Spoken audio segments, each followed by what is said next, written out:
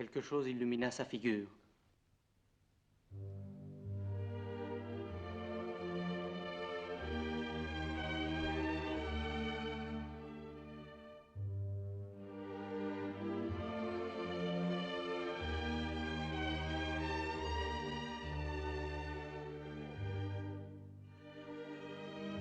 Oh Jeanne, pour aller jusqu'à toi, quel drôle de chemin il m'a fallu prendre.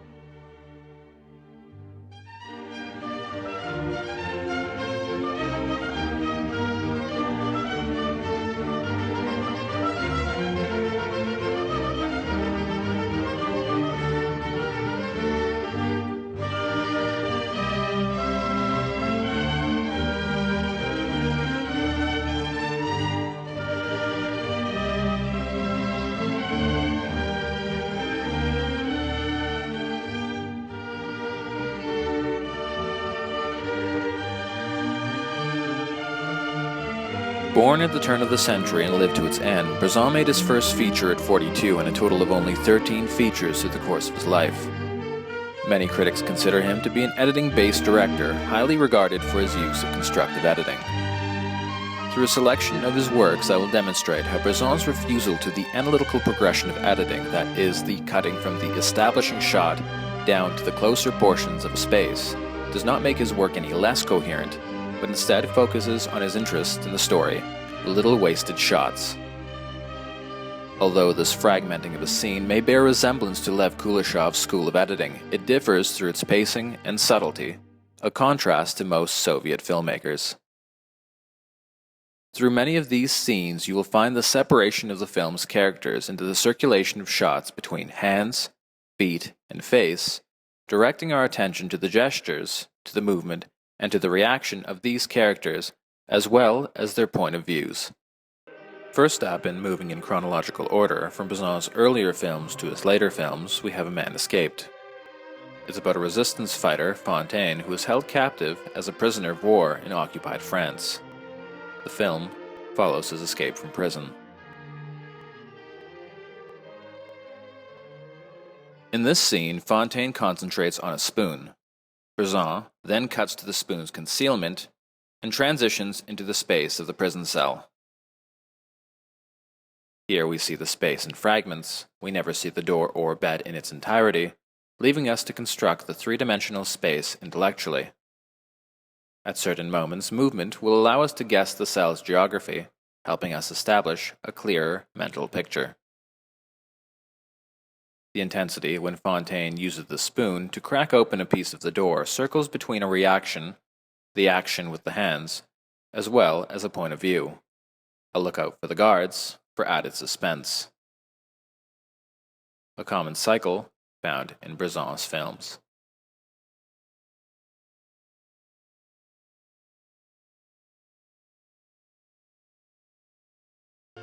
Next up are two scenes from one of my favorite Bresson films, Pickpocket.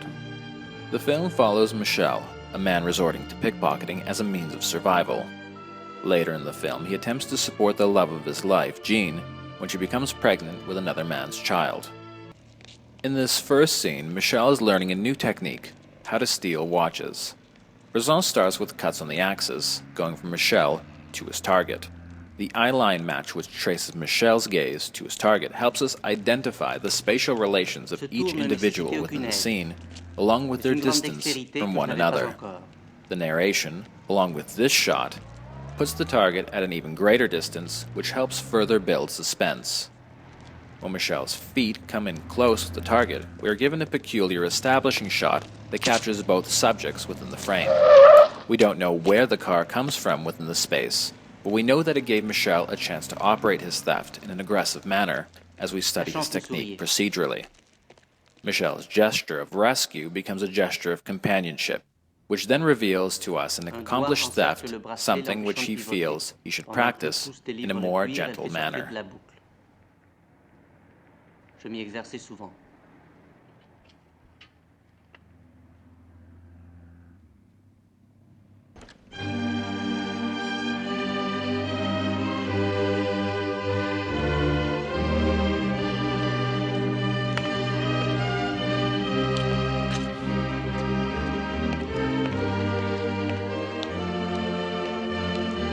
Finding out that Jean is pregnant and in need of support, Michel promises her he'll turn away from theft and earn money honestly. He envelopes his pay from work, and the match dissolve identifies an exchange of money, as well as establishing the change of scene. With holding the establishing shot in this scene, Bresson follows up with a reframing to a medium shot of Jean framed against the door, and then a point of view, Michel, racing down the stairs.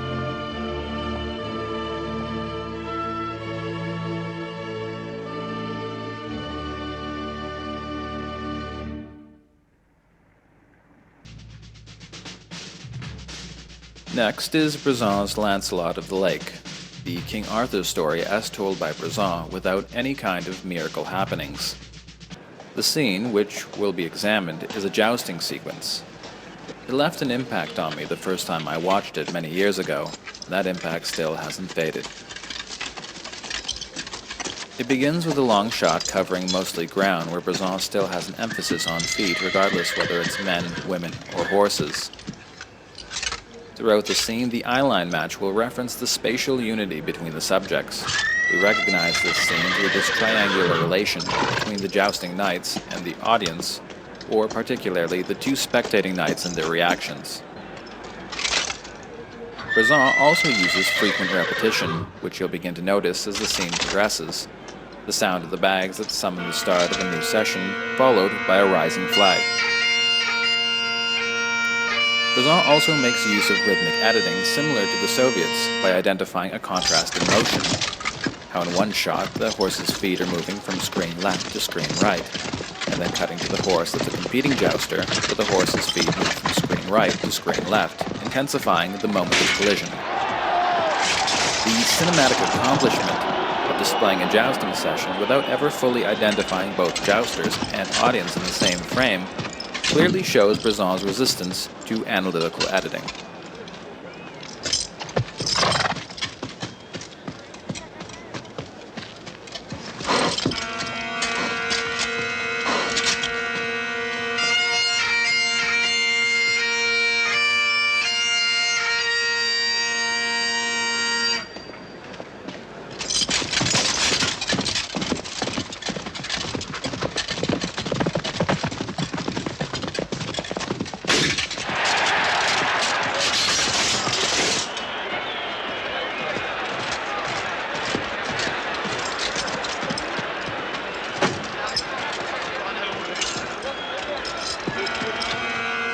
Lancelot.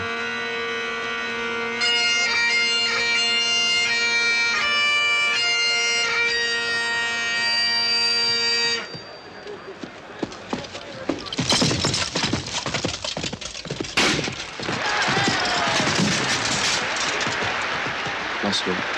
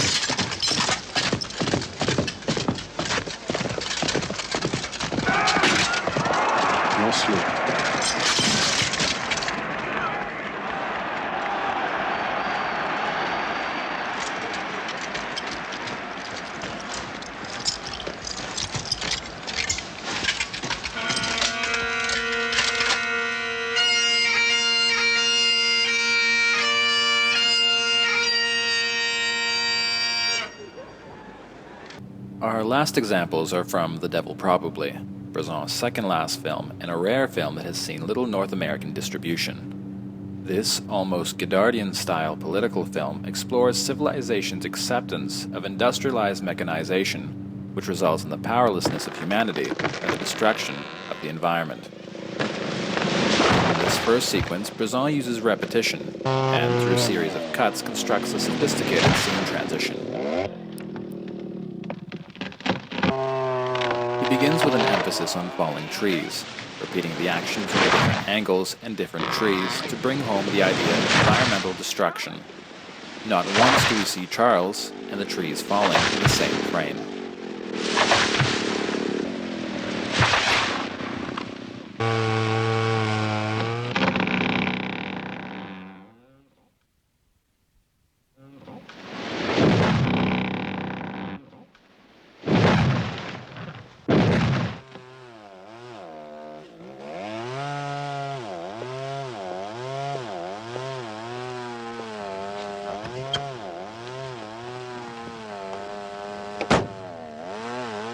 Tes nouveaux chemins passent par la pâte à papier? Cette coupe est nécessaire, il y a des semis.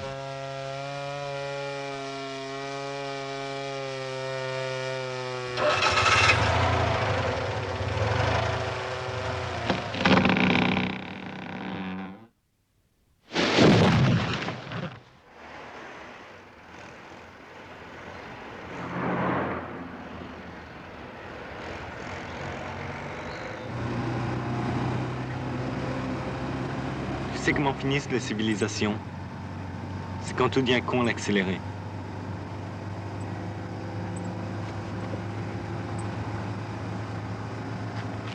Croissance. Croissance de quoi? Du bonheur? In this upcoming scene transition, Bresson will cut from a book pronouncing a movement to save the environment, with the dialogue diving into water, to an image of water polluted by chemicals, which is actually an image being projected in a projection room. Tout ça plus ou moins autorisé. Les bouts rouges.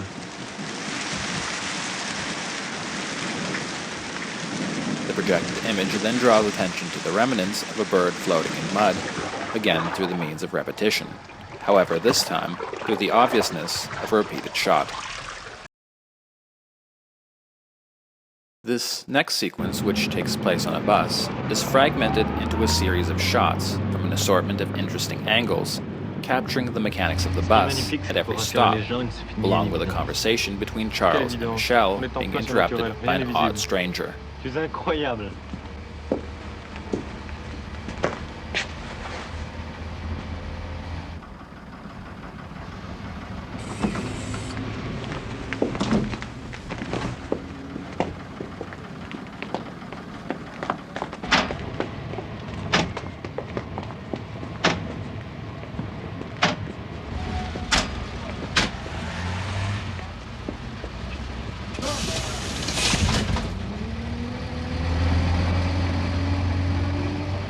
Le gouvernement, on l'a vu courte.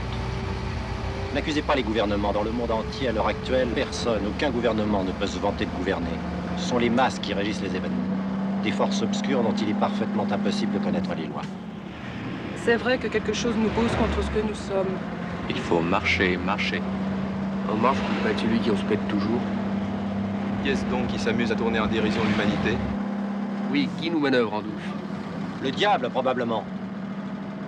The pacing of the editing goes from a series of quicken cuts, followed by a prolonged hold on an empty bus door, as his driver walks out to file a report, which effectively exemplifies the powerlessness of humanity in the industrialized world.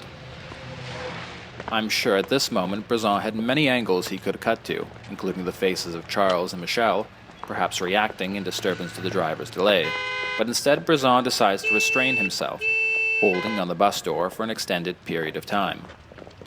Sometimes the decision not to cut and to prolong a scene helps drive home that effect, but also helps steady the pacing, which gives the audience eyes a chance to ease. This concludes our short video on Bresson and his use of constructive editing.